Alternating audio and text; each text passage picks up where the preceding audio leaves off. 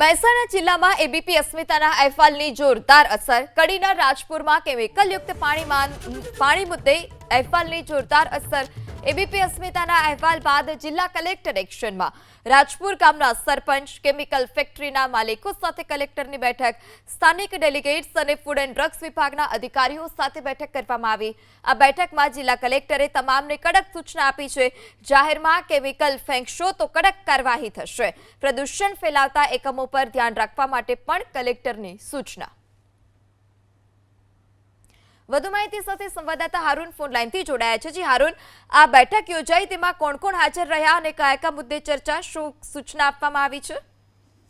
મહેસાણા ફરી એકવાર એબીપી અસ્મિતાના હું તો બોલીશ કાર્યક્રમના અહેવાલની અસર જોવા મળી છે. જે રીતે કડીના રાજપુર ગામે લાલ પાણી નીકળવાના મુદ્દે એબીપી અસ્મિતાએ અહેવાલ પ્રસારિત કર્યો, ત્યારબાદ તંત્ર હરકતમાં આવ્યું છે.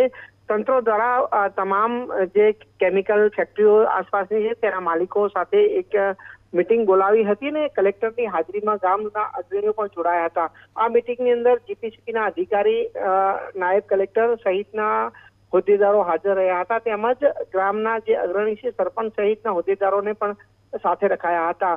કલેક્ટરે રીતસરના જે ફેક્ટરી માલિક છે તેમને ખખડાયા હતા, કારણ કે જે રીતે કેમિકલ પાણી કેટલીક ફેક્ટરીઓ જમીનમાં ઉતારતી હોવાના અહેવાલો પણ પ્રસારિત થયા હતા. ત્યારબાદ કડક અમલવારી કરવા માટે જીપીસીબીના અધિકારીઓને સૂચના પણ આપી દેવામાં આવી છે. તેમજ જે તમામ ફેક્ટરી માલિકો છે તેને કડક સૂચનામાં કહી દેવામાં આવ્યું છે કે કોઈ પણ ફેક્ટરી માલિક જો આ રીતે કેમિકલ પાણી જમીનમાં ઉતારશે અથવા જાહેરમાં છોડશે તો તેની સામે કડક કાર્યવાહી કરવાના આદેશ પણ અપાયા છે.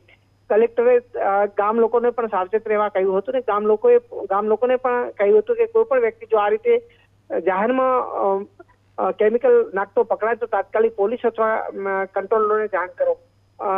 જે રીતે રાજપુર ને આસપાસના વિસ્તારની અંદર કેટલીક ફેક્ટરીઓ કેમિકલ પાણી જમીનમાં ઉતારતા હોવાના અહેવાલ પ્રસારિત થયા હતા. ત્યારબાદ હવે મહેસાણા કલેક્ટર લાલ ગુમ થયા છે ને ફેક્ટરી માલિક સામે લાલ આંખ કરી છે. જી હારૂન, માહિતી બદલ આભાર.